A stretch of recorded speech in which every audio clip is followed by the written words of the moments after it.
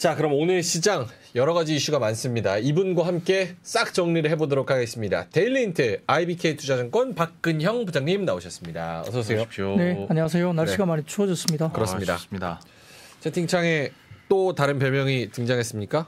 네, 제가 좀 약간 오늘 처음 보는 별명인데요. 네. 가꾼형이라고 하나요? 아, 굉장히 흡족해 하시네요. 아, 외모를 가꾸는 형, 가꾼형. 네, 뭐 저는 크게 신경은 안 쓰는데요. 그렇게 보시면 되게 좋게 봐주신 거죠. 요즘 들어서 제가 느끼는 건데 이제 부장님께는 어떤 시장을 잘 봐요 칭찬보다 외모 칭찬할 때 더 기분 좋아하시는 것 같은 느낌적인 느낌? 전혀 아닙니다. 뭐, 저는 뭐 연예인 될 생각도 없고 뭐 외모로 승부하는 사람도 아니기 때문에. 아니 표정에서 좀 드러나지 않습니까? 뭐 긍정적인 이야기를 해주시는 거는 용기가 되죠. 근데 뭐 저는 본업이 PB이기 때문에 시장이나 이런 이야기를 정말 잘 해준다라고 말씀 주시는 게 제일 힘이 됩니다. 시장 뭐 내용은 워낙 좋으니까 거기다가 이제 피부까지 좋으면 더 좋겠죠. 네. 자, 알겠습니다. 그러면 오늘 시장 동향부터 먼저 짚어주신다면요? 네, 코스피는 21포인트 상승 출발을 했는데요. 개장 직후 갭 상승했던 시장이 주가에서 선물이 상승폭을 줄이면서 뭐 약간 축소되기 시작했습니다. 다만 이제 시장에서 외국인들이 선물 순매수 전환 오전에 하면서 전환을 약간 뭐 도모하기도 했는데 코스닥 경우는 2차 전지나 엔터주 하락으로 9시 30분경 바로 하락 전환했고요.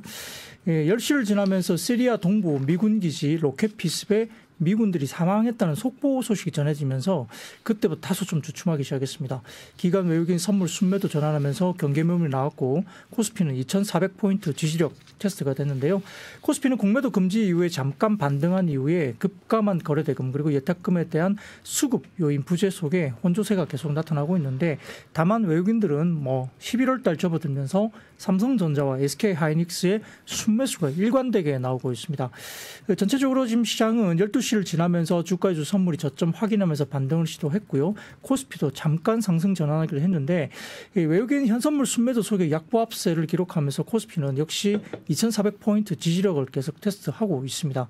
장중에 2,435포인트까지 상승했지만은 오전에 외국인 매물 압력에 못 이기면서 곧바로 하락 전환했고 역시 지난 6일을 고점으로 거래대금이 지속해서 축소되고 있고요. 특별한 모멘텀 부재 속에 2,400선에서 제한적인 등락이 반복되고 있습니다. 대형주가 주가가 엇갈리면서 코스피는 나름 선방하고 있고 코스닥은 굉장히 약세였고요. 1일부터 10일까지 수출이 증가했는데 역시 반도체가 16개월 만에 증가세로 돌아섰다는 점에서 하이닉스나 삼성전자가 그래도 좀 견조하게 흐름이 나타났고 특히 삼성전자뿐만 아니라 SK하이닉스가 장중 내내 플러스권 유지가 되면서 지수를 방어했다 볼 수 있고요. 코스닥은 업종별 노이즈가 많았던 하루였습니다. 특히 지난 금요일 날 장 마치고 나온 한미 반도체 실적 여파 때문에 코스닥 반도체 소부장주 영향을 미쳤고 일부 증권사 내년 전망 긍정적 평가를 한미 반도체 나왔음에도 불구하고 주가는 굉장히 약세였습니다. 회사 측의 배당 공시까지 나왔지만 초반 이후에 매물이 나왔고 올해 한미 반도체는 주간으로 마이너스 10% 이상 하락한 적이 없었습니다. 주가가 뭐 거의 6배 올랐나요? 굉장히 많이 올랐는데 이번 주에는 어떻게 될지 좀 주목을 할 필요가 있겠고 엔터주는 일부 아이돌 음반 판매 부진 이슈로 약세였습니다. 원달러 환율은 1325원대로 다소 상승세를 보였고요. 업종별로는 한국전력 중심으로 전기가스업이 상승했고 유통업은 LX 인터내셔널과 포스코 인터내셔널 상사주였는데 역시 이제 원자재 관련된 이슈가 있었죠. 페루와 브라질에서 리튬 확보를 위한 3자 협약 체결한 에스텍스도 상한가를 기록했습니다. 삼성전자 하이닉스 등 반도체 대형주는 다소 좀 강세를 보이면서 전기전자는 다소 좀 안 빠졌고요. 기계가 가장 부진했는데 3분기 어닝 쇼크 기록했던 한미 반도체가 장중 14% 급락이었고 해운, 항공, 조선주 골고루 약세 보이면서 운수 창고과 운수 장비 각각 하락했습니다. 코스닥은 외국인 기관 동반 매물이 출회되면서 코스피 대비 상대적으로 낙폭이 과대했는데 업종별로는 오락, 문화, IT 소프트웨어 약세였고요. 특히 엔터 3사가 일제히 급락세를 보였습니다. 와, 엔터 진짜 JYP는 14만 6천 원에서 9만 7천 원? 이 정도까지 떨어졌더라고요. 많이 떨어졌어요. 자, 그러면 많은 분들이 궁금해하시는 이 서운한 뉴스 이거 어떡합니까? 배당 공시가 나왔잖아요. 그리고 성향 늘려가겠다고. 근데 이게 별로 큰 위로가 되지 못하더라고요. 한미 반도체 3분기 어닝 쇼크. 네, 지난 금요일 날 방송 때 장 마감 이후에 한미 반도체 관련된 언급이 없었다고 되게 좀 뭐라 하시는 분이 많아가지고요. 예. 뭐 그것 때문에 오늘 한미 반도체를 갖고 온 건 아니지만 한미 반도체가 좀 주는 함의가 좀 시장에서는 있어 보일 수도 있어서 네. 일단은 뭐 마감 시간 때 특정 종목을 이렇게 이야기하기가 좀 쉽지 않은데 아무튼 한미 반도체 관련된 3분기 어닝 쇼크가 소부장 쪽에 영향을 미쳤다 이게 볼 수는 있습니다. 그래서 지금 3분기 실적에 대한 부분들은 뭐 제가 말씀드린 대로 보시면 될 것 같고 다 알고 계신 부분일 거고요. 다음 첫 번째 사진 띄워주시면 최대주 소유 주식 변동 신고서입니다. 이 보시면은 위쪽에 곽동신이라는 분이 계시고 아래쪽에는 곽명신 등등 이렇게 쭉 나와 있거든요. 곽혜신 이렇게 나와 있거든요. 그래서 지금 세부 변동 사항을 보면 BB리서치에서 이야기를 하고 있는데 최대 주주인 곽동신 부회장의 장내 매도가 아닌 특별관계자 곽혜신 씨하고 곽명신 씨가 매도 이전에 했고요. 특별관계자 2인의 변동일 또한 5월 19일부터 7월 14일까지 이제 이미 넉 달 이상 지난 거래가 이제 기록이 되고 있고 특별관계자 2인이 약 58만 주를 매도하면서 180억 원 현금화했고 최고 단가는 31,200원 정도가 됩니다. 그 이후에 이제 곽동신 대표죠. 최대 주주입니다. 한미반도체 매수 추인데 그다음 두 번째 사진 띄워주시면은 오늘도 샀습니다. 5만 주를 오전에 샀고요. 한 30억 정도 매수가 들어왔는데 합계가 약 한 4만 주 언저리 사는 것 같고 한미 반도체 관련돼서는 평단가가 이 BB리서치에서 이 부분을 좀 평가를 해주셨는데 6만 한 2천 원 가까이 됩니다. 그래서 거의 한 210억 정도를 계속 사고 있는 상황이에요. 그래서 취득 단가는 특별관계자 처분 단가 7월 달까지 판 단가보다는 훨씬 높은 6만 2천 원 가까이 되고요. 근데 이제 곽동신 부회장이 이제 24년 연매출 4,500억을 목표로 하고 있다. 그리고 25년 연매출을 6,500억 기록할 것으로 전망한다라고 이야기를 했는데 시장의 컨센서스는 대략 24년 매출은 3,600억 그리고 25년 매출은 4,700억 정도 수준입니다. 그러다 보니까 곽동신 부회장은 지금 시장의 컨센보다 24년 매출은 시장 컨센 대비 약 거의 900억 가까이가 더 높고요. 25년 연매출 컨센 대비로는 거의 얼마죠? 1,800억 정도 더 높은 것 같아요. 그러니까 매출에 대해서 시장 컨센 대비 굉장히 공격적으로 이야기를 하고 있습니다. 근데 이제 그러면 뭐 210억 정도 샀는데 더 살 거냐? 돈이 있나? 그 이야기를 할 수 있잖아요. 이만큼 샀는데.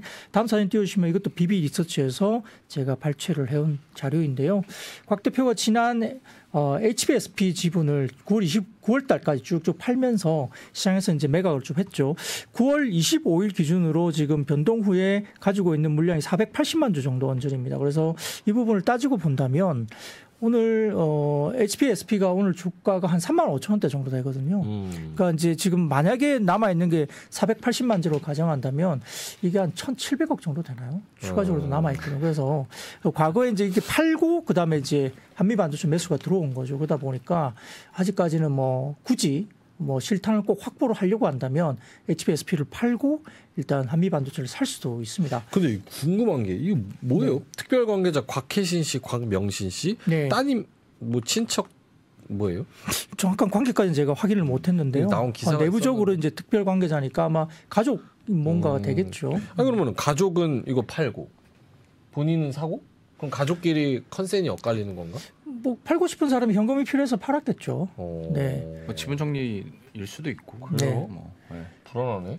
그 7월 달까지는 평단이 3만 원대 팔았는데요. 최근에 주가가 이제 6만 원 넘어갔잖아요. 그러니까 이제 뭐 7월 달까지 팔았는데 사실 한 3, 4개월 만에 주가가 이제 거기에서 2배 정도 갔으니까 사실은 뭐 굉장히 싸게 팔았다 볼 수 있고요. 그래도 굉장히 큰 수익을 냈어요. 근데 아무튼 지금 곽 대표가 그 뒤로 곽동신 대표가 어쨌든 상당히 많은 금액을 좀 사고 있고 평단이 6만 2천 원 정도까지인데 뭐 내부자가 이렇게 뭐 팔고 사고 한다고 해서 꼭 그게 이렇게 많이 사서 이건 무조건 이제 우리가 지켜져야 될 뭐 단가다 이렇게 생각할 수는 없긴 합니다. 뭐 물론 이제 이게 100% 수익을 갖다 줄 수 있는 단가의 기준이 될 수는 없는데 아무튼 상당히 좀 주가에 대해서는 의지가 강한 것 같아요. 자사주까지 하고 있고 그런 부분들이 있기 때문에 그런데 뭐 좀 더 지켜봐야 되겠죠. 아무튼 뭐 굉장히 아까 말씀드렸던 시장의 컨센보다는 굉장히 공격적으로 이야기를 하고 있다. 이렇게 말씀드립니다. 오너들이 뭐 이렇게 지분 늘리고 계속 사고 뭐 평단이 6만 2천 원이고 이런 건 알겠는데 네. 일단 실적으로 돌아가 보면 이거 뭡니까? 그렇죠. 그래서 유진투자증권에서 3분기 실적 컨센 하회에 대한 부분에 대해서 결국은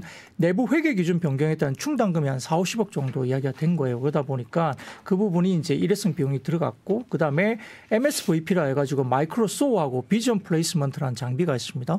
이게 매출 인식이 이연되면서 4분기로 넘어갈 수 있다 이야기 되는 것 같고 실질적으로 HBM 관련된 부분에서는 대규모 HBM TC 본도 수주가 9월하고 10월에 집중이 됐었어요. 그러다 보니까 이게 4분기부터 이제 나오겠죠. 실적이. 그런 부분도 조금은 3분기보다는 4분기가 좀 올라올 수 있다. 근데 이제 여전히 부진한 매크로 환경의 영향으로부터 자유롭기는 좀 어렵지 않을까. 유진투자증권도 좀 보수적으로 이야기를 했고요.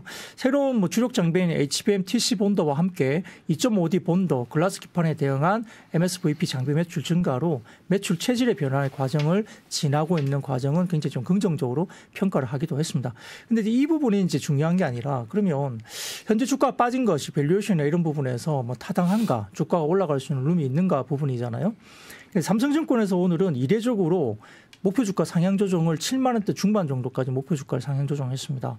근데 이걸 좀 제가 설명을 좀 드리자면 네. 연초 대비 뭐 4-5배 상승했고 밸류가 TC 본더 점유율 50% 정도 기준을 가지고 12개월 포워드 PER이 50배 이상으로 치솟았다. 삼성증권에서 평가를 했어요.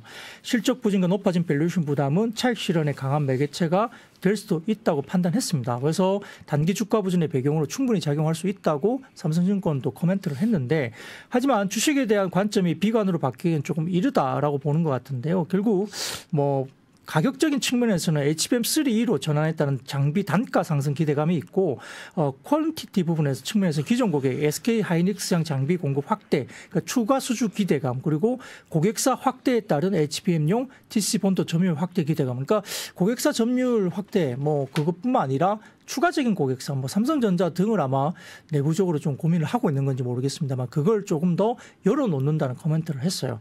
그러다 보니까 TC 본더의 고객사가 확대되면 기존에 기대하기 어려웠던 새로운 변화로 볼 수 있겠고 결국은 이 부분들이 멀티플 추가 상향을 이끌 수 있다 이렇게 이야기를 한 것 같은데 아직 고객사 확대에 따른 매출 기대감을 삼성증권에서는 어닝 포캐스트에 반영하진 않았다. 그렇게 되는데 결국 반영이 만약에 된다면 기존의 추정치 대비 20% 정도는 추가적인 매출 확대가 나온다 이렇게 이야기를 했어요. 그래서 목표 주가를 77,000원으로 상향 조정했는데 테이블을 한번 가져와 봤어요. 네, 삼성증권에서 말하는 이 테이블인데 HBM용 TC 본더 시장 내 점유율에 따른 목표 시가총액의 변화입니다. 이게 보시면은 지금 현재 한 50% 정도 이야기를 가정을 하고 그 테이블 한 번만 띄워주세요. 네. 네. HBM용 TC 본더 시장 점유율.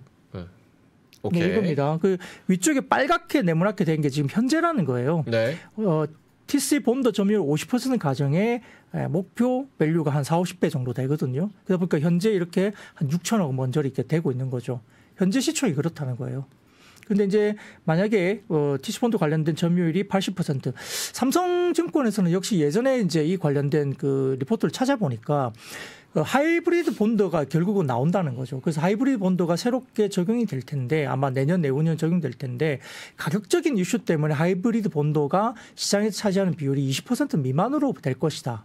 이야기를 했고 결국은 TC 본더가 가격적인 측면에서 80% 정도의 시장을 계속 점유할 것으로 본인들은 추정한다는 리포트가 나온 게 있어요. 그러다 보니까 80% 가정에 이제 한 35에서 40배 정도 이게 추정을 하면 목표 주가 얼마 나온다 이렇게 이제 본인들이 이제 테이블을 만든 겁니다. 저 파랑색을 그렇죠. 근거로 밸류를 해서 77,000원을 때린다. 뭐 그렇죠. 시가총액을 보는 거죠. 그래서 이렇게 좀 긍정적으로 상당히 긍정 편향적인 리포트가 일단 삼성증권에서 나온 건데 시장은 그렇게 안 움직였죠. 자, 다음 사진 보여주시면 재밌습니다. 네. 이게 이제 하이투자증권의 우리 이제 송명석 연구원께서 이제 주로 하시는 글로벌 유동성 증가율과 관련된 PB 배수 이런 것들 주로 이제 말씀 많이 하시잖아요. 그러니까 경기 선행 지표 이게 이제 11월부터 좀 꺾이기 때문에 송명석 연구원께서는 사실 좀 보수적인 이야기를 굉장히 많이 하고 있어요. 11월 정도부터는 좀 조심해야 된다 이야기를 하신 분입니다. 그래서 이게 보시면은 글로벌 유동성 YOY 증가율이 파란색인데 역시 이제 빠진 상태에서 조금 바닥권에 있는 상태이고요. 아직까지는 증감률이 어떻게 되죠? 마이너스권이죠. 그리고 하이닉스 PBR 배수 우측인데요. 역시 이제 한 2배 정도 PBR 2배 정도 올라가면은 하이닉스는 역사적인 PBR 배수가 상단입니다. 그런데 지금 2배까지는 안 되고 있고 한 하이닉스가 한 15만 원 정도 되면 PBR 2배 정도 되거든요. 그러니까 룸이 약간 남아 있는데 조금 목에 찼다 보시는 것 같고. 근데 회색 보세요. 회색. 한미반도체 PB 배수거든요. 과거에 뭐 우리가 PB로 봤을 때도 한 뭐 6배 언저리까지 21년, 22년 이때 피크를 쳤는데 지금 배수가 거의 10배 정도 넘어서 들어섰죠. 엄청 비싸네. 네, 그러니까 역시 이제 상대적으로 본다면은 이 글로벌 유동성 YY 증감률에 비해서 한미 반도체가 이제 하이투자증권의 입장에서는 PBR 비수가 한미 반도체가 상당히 좀 높은 거 아니냐. 그래서 상대적으로 이제 성장이 있긴 하지만 목표 주가를 상향 조정했음에도 불구하고 하이투자증권은 6만 원 제시를 하셨어요. 그러다 보니까 이제 상당히 좀 온도 차가 있죠.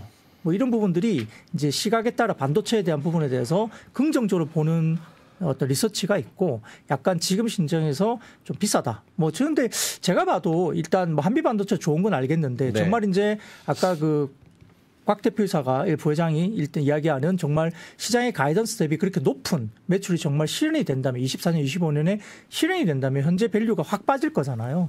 그래서 그 부분은 상당히 좀 갈 수 있는 부분이 분명히 있을 텐데 시장 가이던스를 지금 놓고 본다면은 제가 보기에도 뭐 반도체 장비가 TC본드가 물론 이제 굉장히 지금은 상당히 네덜란드의 베시라는 회사도 뭐 시가총액이 뭐 관련해서 신고가를 가고 있긴 한데 밸류를 40, 50배 정도까지 이제 반도체 장비 회사를 줄 수 있느냐 문제는 제가 봐도 좀 밸류가 지금으로서는 조금 높아 보이는 게 맞거든요. 그런데 이제 24년, 25년에 어떻게 정말 숫자가 나올지가 현재 밸류를 정당화시킬 수 있을지를 볼 수 있을 것 같습니다. 그래서 이런 부분들이 한미 반도체 이슈가 있으니까 좀 보시면 될 것 같고요. 자, 다음 사진 보시면은 관세청이 발표한 11월 1일부터 10일까지 수출입 현황인데 역시 빨간색이 이제 11월 달이고 옆에 있는 약간 회색 부분인가요? 그 부분들이 10월 달이거든요. 역시 좋습니다. 확실히 10월 달보다는 11월 달이 증가세가 확실히 보인다는 점을 좀 지켜보시면 될 것 같고요. 네. 그 다음 사진 보시면 미래에셋증권의 자료인데요. 이 보시면 뭘 말하냐면 딴 건 모르고 이제 전반적으로 메모리 월간 수출액 추이나 DRAM 월간 수출액 추이는 우상향 그림으로 보인다는 추이는 이제 그림만 보시면 알 것 같아요. 그죠? 실선들이 다 우상한 그림이 나오잖아요. 그죠? 네. 월간 추이나 DRAM 월간 수출액 뭐 등등이 낸드도 등 마찬가지인데 위쪽에 표를 보세요. 위쪽에. 밑쪽? 위에 제일 위에 거. 제일 위에. 하이닉스 주가 흐름이 이제 푸른색으로 보이는 부분이고 검은색이 이제 하이닉스의 월간 수익률인데 플러스 코너 들어가죠. 대부분 보면 반도체 월간 수출액 YY 증감률이 이제 노란색 실선입니다. 그리고 빨갛게 이제 반도체 수출의 YY 증가가 되면 주가가 상승했던 시기를 말을 하는 거거든요. 네. 빨간색 보시는 게 여기 보시면 결국 10월에 메모리 수출액의 YY 플러스 전환 이후에 증가폭이 확대되고 있고 DRAM의 QOQ의 전 분기 대비 유의미한 성장세가 추가적으로 확인되는데 통계상으로 본다면 반도체 월 수출의 금액이 전년비 증가세로 증가하는 경우에는 SK 하이닉스의 주가 상승의 사례가 굉장히 많았다는 겁니다. 그러니까 126개월 중에 70개월 이상이 SK 하이닉스 주가가 전월비 플러스권으로 돌아섰다. 그 이야기를 아까 제일 위쪽에 나온 표가 이야기를 하는 거죠. 그래서 그런 부분인데요. 결국 이제 이런 부분에서 지금 전반적인 수요 회복에 따른 수출액 YY 증가 구간 진입을 하고 있기 때문에 하이닉스가 좀 주가가 아웃퍼폼을 하고 있지 않느냐 이런 것들을 미래에셋증권에서 평가를 한 거고요. 그래서 이런 10월달, 11월달 이런 부분에서 아직은 YY 증가율이 나온다면은 하이닉스나 반도체가 좀 더 올라갈 수 있는 국면에 있다 이야기를 하는 거고. 네. 다음 사진 보시면은 엄블레라 리서치에서 가져온 건데 이게 맥쿼리 자료를 좀 가져와서 이야기를 하는 것 같습니다. 이게 뭐냐면 온 디바이스 AI 쪽에 관련해서 탑재량이 늘어난다는 거예요. 그러니까 우리가 내년에 경기 때문에 뭐 PC가 잘 팔릴지 아니면은 스마트폰이 잘 팔릴지는 서로 잘 모른다는 건데, 근데 이제 보수로 보는 하이투자증권이나 뭐 다른 쪽 긍정적으로 보는 다른 리서치도 내년에 마이너스 성장을 보지는 않는 것 같아요. 네. 워낙 작년 올해가 많이 빠졌기 때문에 내년에는 뭐 플랫 이상 그리고 어느 정도는 10% 이상의 성장은 PC나 뭐 이쪽에서 나온다고 이야기를 하는 것 같은데, 예를 들어서 플랫하게 그냥 간다 하더라도 이게 어떤 의미냐면 일반적인 현재 스마트폰은 약 8GB의 DRAM이 탑재되는데 이미지 생성 기능이 탑재된 온 디바이스 기기는 약 12GB. 디지털 AI 기능. 그러니까 내년부터 해서 챗GPT는 AI 기능이 포함된 뭐 갤럭시나 네. 아이폰, 애플이 나올 수도 있다 하잖아요. 그렇게 되면 이게 AI 비서 기능이 탑재된 기기는 약 20GB의 DRAM이 필요한 거죠. 그러니까 수요 자체가 똑같다 하더라도 탑재량이 늘어나는 거예요. 그러니까 컨텐츠에 대한 비트 그로스가 결국은 컨텐츠 그로스가 나타날 수 있다는 거죠. 그래서 이 부분들은 상당히 좀 중요할 수 있는 겁니다. 네. 그러니까 수요가 늘지 않으면 가격이 오르지 못한다는 부분인데 그렇지 않다는 거고요. 그다음에 표를 보여주시면 업종별 평균 월 평균 코스피 대비 성과인데 반도체 부분만 삼성증권이 표시한 건데 한말 연말 연초가 이제 주로 강했던 반도체입니다. 항상 보면 연초하고 연말이 반도체가 상당히 강했어요. 시장 대비해서. 근데 이 강하다는 것은 제가 보기에는 아마 삼성전자나 하이닉스를 이야기를 하지 않을까 싶습니다. 그래서 이런 부분들이 보이는데 다음에 사이클을 반영하는 반도체 특성 때문이고 결국 12월과 1월이 굉장히 좋죠. 아웃퍼폼을 하고 있죠. 그래서 이런 부분들 감안한다면 시장에서 지금 삼성전자나 하이닉스가 다소 조금은 좀 강하게 좀 보이는 것 같고요. 그 다음 사진 보시면은 하나증권의 이슈입니다. 이게 2016년 11월 달에 SK 하이닉스가 현대차를 제치고 시가총액 2위로 등극하거든요. 그렇게 되니까 그다음 2017년도에 IT 테크가 완전 아웃퍼폼을 합니다. 그러니까 시총 2위의 어떤 자리에 대한 어떤 의미를 두는 거예요. 그러니까 지금 SK 하이닉스하고 지금 LG 에너지 솔루션이 2위를 두고 왔다 갔다 했는데 오늘은 하이닉스가 2위로 등극했어요. 이게 자리가 바뀔지 모르겠습니다만 만약에 SK 하이닉스가 부동의 2위로 만약에 올라선다면 내년에 어떤 주도 섹터가 2차 전지보다는 하이닉스가 좀 그 하이닉스를 포함한 반도체 쪽이 좀 더 아웃퍼폼을 할 수 있는 그런 국면은 될 수 있다는 것을 이제 하나증권에서 이제 퀀트적인 입장에서 이야기를 했거든요. 그래서 상당히 그분도 중요하고요. 지금 마이크로소프트가 애플 시총을 제치느냐 이거 이야기가 계속 나오고 있죠. 그리고 아까 말씀드렸던 마이크론, 인텔, AMAT, 아마존, 엔비디아가 신고가 영역에 부분하고 있고 아까 말씀드렸던 네덜란드의 베시라는 본드를 하는 그런 장비 업체들도 지금 역사적 신고가에 도달하고 있습니다. 그래서 네. 글로벌리 IT 쪽에 반도체 쪽이 지금은 뭔가 변화가 되고 있고 어떤 펀드 플로우가 그쪽으로 좀 많이 집중되고 있기 때문에 삼성전자, 하이닉스가 이런 거에서 좀 중요하고요. 오늘은 오후에 기사가 나왔는데 삼성전자가 엔비디아 HBM3E 쪽에 뭐 들어간다 이런 이야기가 또 기사가 또 나왔어요. 그렇게 되면 삼성전자 쪽의 기대감이 높아질 수 있는 부분이기 때문에 지금 역사적으로 밸류에이션 부분을 봤을 때 하이닉스하고 삼성전자의 밸류에이션 갭이 이렇게 많이 벌어진 적이 역사적으로 가장 많이 벌어져 있다. 그 말은 뭐냐면 HBM과 관련된 멀티플을 좀 더 프리미엄을 하이닉스가 많이 받았고 삼성전자 주가 반영이 안 되고 있었던 거죠. 1년 정도 늦었기 때문인데 삼성전자가 만약에 HBM 쪽에서 엔비디아 쪽에 뭔가 들어간다는 게 확인이 되면 아마 삼성전자의 아웃퍼폼이 좀 더 나타날 수 있고 삼성전자 HBM 쪽의 밸류 체인의 장비나 이런 것들은 좀 주목을 받을 가능성도 있다는 점에서는 우리가 그런 종목들을 좀 스터디할 필요가 있다 이렇게 볼 수 있겠습니다. 네. 오늘 뭐 반도체가 이슈였으니까. 네. 근데 전혀 다른 얘기인데 마지막 자료에서 마지막 자료. 현대차의 시총은 참 꾸준하네요. 현대차 좋은 종목이에요. 저도 동의합니다. 네. 안 빠지고 안 오르고. 참 좋습니다. 자, 그러면 엔터로 가볼게요. 아, 여기도 서운해요. 이거 앨범 안 팔립니까? 네, 오늘 일부 JYP나 SM 주요 앨범이 전작 대비 판매량 하락하고 YG 쪽은 여전히 불확실성이 있죠. 그래서 실적 기대치 하회하는 일부 이슈들, 그래서 엔터 섹터 전반적인 낙폭 확대됐는데 첫 번째 사진 보여주시면은 하나투자증권에서 자료인데요. 이게 뭐 스트레이트 키즈입니다. 스트레이트 키즈. 이게 JYP죠. 이게 이제 11월 10일 발매 앨범 초동인데요. 자, 1일차 보시면은 이게 189만 장 정도 되죠. 그죠? 근데 전작이 1일 첫 번째 날에 239만 장이 팔렸어요. 위쪽에 빨간색이 전작이고 아래쪽에 별표 찍힌 게 첫날 이번에 나온 신작이거든요. 근데 3일 집계 중에 3일차가 225만 장인데 여기 보시면 3일차가 얼마죠? 277만 장 정도 되죠. 그러니까 지금 전작 대비 지금 스트레이키즈도 새로운 앨범이 어쨌든 좀 처지고 있다는 거죠. 그래서 전작 대비 좀 처지는 집계가 나오면서 이 부분도 조금 우려할 만하다. 이렇게 이제 시장을 반영했고요. 다음 사진 보시면 삼성증권에서 나온 건데 SM의 에스파입니다. 에스파. 네, 미니 4집 초동인데요. 판매량 3일차 업데이트인데 지금 3일차가 53만 7천 장 정도가 팔렸습니다.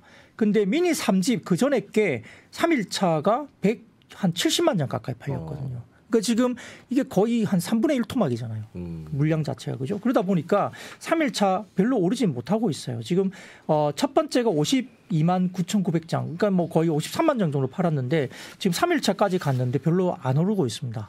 그래서 그 전작보다 이번 신작에 대해서 앨범 판매가 확연하게 줄어든 것이 이제 일단 시장에서는 악재로 좀 작용한 것이 아니냐 이렇게 생각이 듭니다. 그래서 이 반도체나 이런 것들뿐만 아니라 지금 엔터사도 상당히 실적이 어떻다 이야기하면서 일단 그 앨범 판매에 대해서 굉장히 좀 주목을 할 수밖에 없는데 한국투자증권에서는 JYP 엔터에 대해서 이제 목표 주가를 그대로 16만 3천을 유지를 했거든요. 그래서 일단 3분기에 대한 뭐 실적이라든지 그런 부분도 마찬가지로 긍정적이지만 이번 앨범 판매가 사실은 4분기에 스트레이키즈 앨범 그리고 그다음 3분기에 일본 공연 매출이 4분기로 이연되면서 아마 4분기는 JYP 엔터가 최대 영업이익이 나올 거라고 코멘트를 했습니다. 그래서 내년에는 다수의 신인 데뷔 그리고 기존 라인업의 트와이스, 있지 등의 앨범 활동 강화 때문에 앨범 판매 횟수가 올해 11회 정도 되는데 국내 앨범 기준입니다. 여기 대비 내년엔 2배 이상으로 앨범 판매가 많이 될 것이다. 그러니까 지금은 이제 오늘 아까 말씀드렸던 조정을 받은 이유가 앨범 판매를 했는데 이 전작 대비 너무 많이 좀 처지는 판매량이 나오니까 이게 약간 쇼크로 접어들었잖아요. 그러니까 3분기 실적 자체가 문제가 아니라 지금 현재 신작에 대한 앨범 판매량 관련된 이슈가 있는 거예요. 근데 이제 한투증권에서는 아무튼 이번에 뭐 스트레이키즈 앨범 두 번째 게 이제 나오면서 4분기에 들어오고 올해 횟수가 11회 정도가 앨범 발매가 됐는데 내년에는 그 2배 이상의 발매 횟수가 있을 것이다. 그러니까 많이 일단 찍어낸다는 겁니다. 그래서 음반 매출에 대한 과한 우려는 좀 지양을 해야 된다는 평가를 한국저증권 했고요.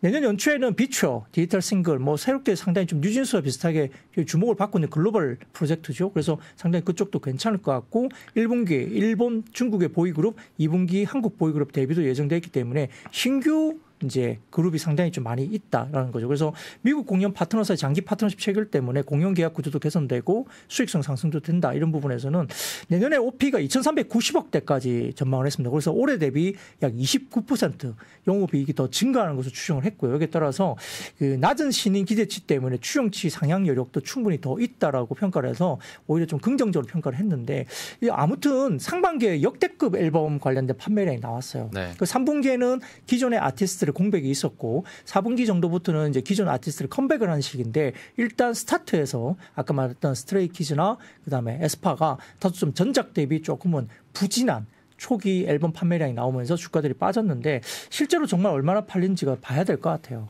그게 관건이고요. 앨범 판매가 많이 안 되면 다소 좀 추정치를 좀 보수적으로 낮춰야 되지 않을까 생각도 할 수 있습니다. 그래서 궁금한 거는 이렇게 앨범이 좀 덜 팔리는 건 어떤 요인 때문에 이게 이렇게 된 거냐. 그러니까 에스파나 아니면 지금 스트레이키즈의 노래가 이전보다 별로거나 혹은 덜 바이럴하게 퍼졌느냐. 혹은 경기 침체라는 그런 소비 둔화 이런 것들이 여기서도 나타나는 거냐. 혹은 K-팝에 대한 그런 단물이 점점 빠지고 있는 거냐. 어떤 걸로 해석을 해야 돼요? 그래서 뭐 지금 이제 판매가 한 2, 3일 정도밖에 안 돼서 그 분석을 좀 내기에는 좀 아직은 조금 빠른 것 같아요. 그리고 이제 중국 대륙에서 뭐 또 얼마나 팔리냐 뭐 그런 것도 있을 수 있고 국내에서도 이제 내수 판매가 이런 것들을 봐야 되기 때문에 수출 지표도 봐야 될 것 같고 일단 조금 더 시간이 지나서 이제 정식 발매가 나오면서 이제 완전 이제 판매량이 나올 거잖아요. 그때쯤 돼서 어느 정도까지 따라오는 거 보고 분석을 좀 해서 그런 자료가 만약에 나온다고 하면 분석 관련된 코멘트는 제가 다시 좀 드려야 될 것 같습니다. 아직은 2, 3일 정도 팔고 이게 어떤 것 때문에 2, 3일 동안 안 팔리느냐. 사실 저도 신작 관련된 노래는 저도 못 들어봤거든요. 그래서 노래가 좋은지 안 좋은지 사실 저도 잘 몰라요. 예, 그래서 그건 좀 봐야 될 것 같습니다. 예전보다. 근데 이제 역대급으로 상반기에 워낙 많이 팔리긴 했어요. 정말 깜짝 놀랄 만큼 상반기에 앨범을 많이 팔았기 때문에. 그때는 노래가 좋았잖아요. 아니 근데 사실 지난번에 저희가 심층 인터뷰 통해서도 엔터 얘기하면서 숫자로 지금 보여줄 수 있는 데가 그렇게 많지는 않은데 엔터 얘기를 했잖아요. 근데 그때 얘기했던 게 기대감이 여기까지 찍은 상황에서 그 이상을 보여줘야 되는데 사실 그게 안 되다 보니까 좀 부담감이 있는 건 사실이고. 근데 말미에 나온 것처럼 뭐 넘버도 그렇고 미국 시장에 대한 확장 기대감이 있기 때문에 이거는 좀 시간을 두고 지켜봐도 아직 여유로울 수 있는 엔터지 않을까 싶습니다. 부장님 어디 좋아하신다 그랬죠? 어디 걸그룹? 걸그룹이요? 어디 말씀하셨는데? 저는 뭐 따로 좋아하는 분은 없고요. 그때 제 귀 속에다 카리나 너무 좋다 그러지 않으셨나요? 아니요. 그래요? 저는 여자아이들의 미연 씨. 아 맞다 미연 씨 그래가지고 이거 얘기하면 안 되지. 외모로는 제 개인적으로는 탑픽입니다. 미연 씨. 너무 착해요 진짜. 그 지금 이제 걸그룹 활동 안 하시는 권나라 씨. 나라 항상 응원하고요. 개인적으로 아세요? 누구요? 개인적으로 아세요? 전 알죠. 그분들이 날 모르지. 저는 그 두 분만 개인적으로 응원을 하고 있습니다. 무슨 스타일이신지 아시겠습니다. 알겠습니다. 저는 확고하게 스타일이 있습니다. 알겠습니다. 자, 그러면 2차 전지로 넘어가 볼게요. 튀르키예 공장, 이거 뭐 짓는다 그랬다가 지금 또 안 짓습니까? 네, 뭐 2차 전지는 워낙 많이 빠져서 지금 이제 시장에서는 성장통이라는 생각이 좀 들고요. 재밌는 이제 단어가 나오는데 그 단어가 캐즘이라는 단어예요. 예, 그래서 CHASM이라는 단어가 이제 나오는데 이게 이제 나오면서 성장통이 이제 진행되고 있고 이 성장통 이후에 기대감이 있다라는 분석이 이제 슬슬 나옵니다. 왜냐하면 워낙 이제 주가들이 빠지면서 밸류에이션 매력도가 있는 가격 정도까지 좀 빠진 것이 아니라는 이야기들이 나옵니다. 물론 아직까지는 이제 2차 전지 관련된 주가 올라가려면 일단 판매량 그다음에 뭐 정책, 네. 그 뭐냐면 보조금이나 정책, 그다음에 세 번째는 금리, 세 가지가 중요한 변수를 이야기하는데 그 세 가지가 아직은 긍정적으로 변하지는 않았어요. 확실히 조금 아직은 좀 보수적으로 봐야 되는 시점이긴 하지만 네. 그럼에도 불구하고 지금의 성장통 이후에 2차 전지는 좀 이제 올라갈 수 있다는 분석이 나오고 있습니다. 자, 첫 번째 사진 보여주시면은 전기차 판매 둔화에 따른 속도 조절에 나선 뭐 자동차 배터리 업계인데 결국 이제 LG 엔솔과 포드의 합작 철회도 나왔잖아요. 그래서 26년부터 25기가와트시를 시작으로 45기가와트시까지 확대하기로 했지만 이를 무산시킨 겁니다. 그래서 트리키의 공장에서 포드와 유럽 시장을 대응할 예정이었고 특히 엔솔이 포드 머스탱 마하 E 스탠다드 롱레인지 대응 중에 있었는데 포드는 머스탱 마하 E 스탠다드를 23년 말부터 LFP로 전환할 것을 밝혔고 스탠다드 주행거리 EPA 기준에 440km를 고려했을 때 LFP 적용이 충분히 가능한 상황으로 본다라고 유안타 증권에서 평가를 했습니다. 그래서 LG 엔솔이 롱레인지만 대응할 것으로 보이고 24년 포드 머스탱의 경우에도 전기차 값을 더 내릴 것으로 보기 때문에 롱레인지 생산량은 감소할 것으로 예상해서 이에 따른 아마 계약 무산으로 보인다라고 유안타 증권은 평가를 하긴 했습니다. 근데 NT투자증권에서 이제 오늘 어떻게 이야기를 했냐면 성장통 다시 찾아온 기회라는 리포트를 통해서 상당히 지금은 다소 조금 부진하지만 역시 필연적인 변화이다. 이거는 성장통이 있을지언정 결국 이불의 전환은 기회가 함께 찾아올 것을 본다는 거죠. 여기에서 전기차 수요는 캐즘 그러니까 침투율 16% 수준에서 나타나는 일시적인 수요 둔화로 이제 영역을 표시했고요. 여기에 따라서 전기차 침투율 93%를 자랑하던 노르웨이 역시 2015년 침투율이 17%를 기록한 뒤에 2016년 일시적인 둔화를 겪고 17년부터 본격적으로 성장했다 이렇게 봤습니다. 사진을 좀 띄우시면 캐즘의 영역에 진입한 전기차 시장인데 역시 이제 그 관련해서 얼리 어답터들은 많이 샀어요, 그죠? 예, 그 다음에 이제 뭐죠?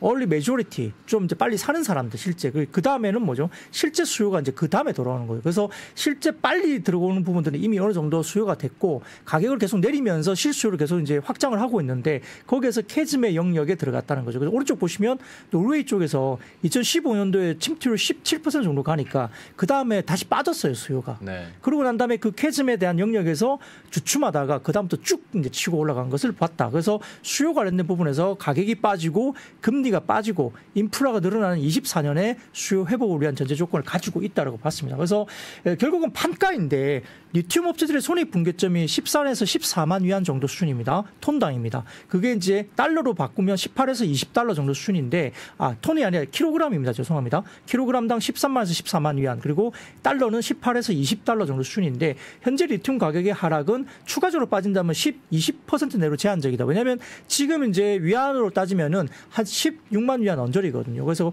다음 사진 보시면 그게 나옵니다.